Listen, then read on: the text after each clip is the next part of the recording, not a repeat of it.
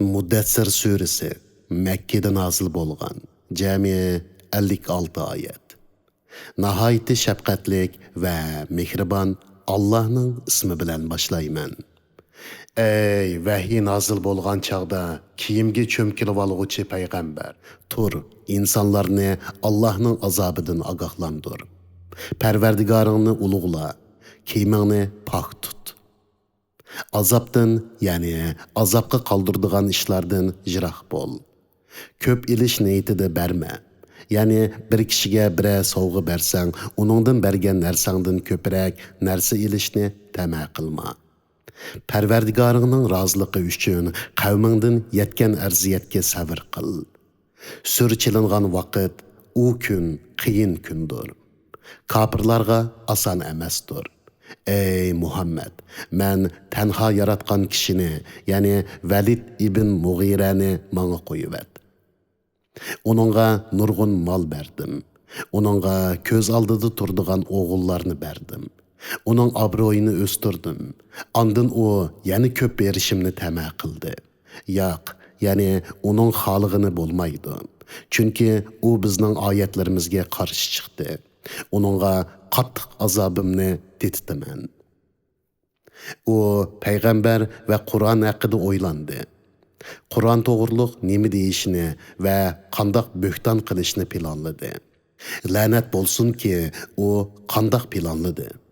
Yana lanet bolsun ki o qandaq planladı. Andın o qarıdı. Andın qoşumusini turdi ve çırayını pürüştürdü. Andın imandın yüzü ördü. Peygamberge əgişishdən təkəbbürlük bilen baş tartdı. Bu kalamullah emas, faqat ögünilgen sehirdir. Bu faqat insan sözüdür, dedi. Onu men saqarga, yani dozaqqa salaman. Saqarning nimlikini qandaq bilalaysan? O hech narsani qaldırmaydı, qo'ymaydi, balki köydürüp taşlaydı. O çoğunluqıdan insanların közlerine jiroq musafirlerden görünüp durdu. Onunğa 19 pərişdə muakkeldir. Biz dozaq muakkellerini faqat pərişdilərdən qıldıq. Biz ularning sani bilan faqat kafirlarni sınıdıq. Ta ki ahli kitap özlərinin samavi kitaplardaki bu sanni görüp, Kur'an'ның haq işkenligiga iman etmay, müminlərinin Peygamber aleyhisselamның bergen xəbərige işengenliklerinden ve ahli kitapның Kur'an xəbərlərinin Tevrat, İncildeki xəbərlərge uyğun işkenligini itiraf qılğanlıqıdan imanı küçəygəy.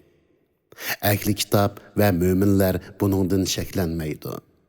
Dillarda kesel barlar, yani münafıklar, kafirlar bu misaldan Allah nimini irade kılıdı deydi.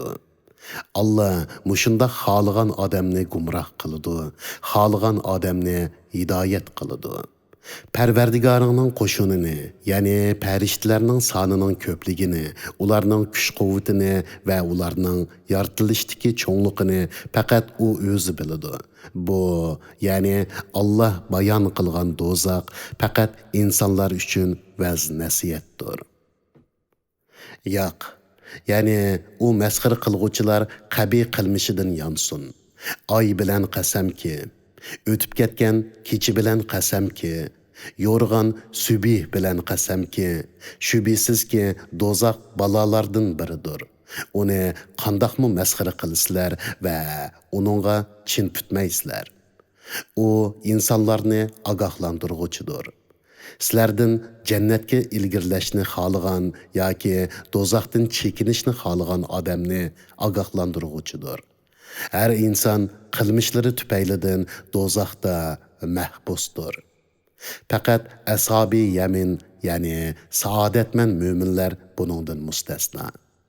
Ular cennetlerde bulup günahkarlardan sizlarni dozaqqa kirgizgan nima deb so'raydi. Ular javoban aytidi: biz namoz o'qimadik, miskinlarga taom bermadik.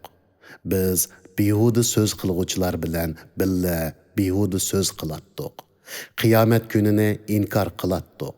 Ta ki biz o'lguncha shundoq qildik.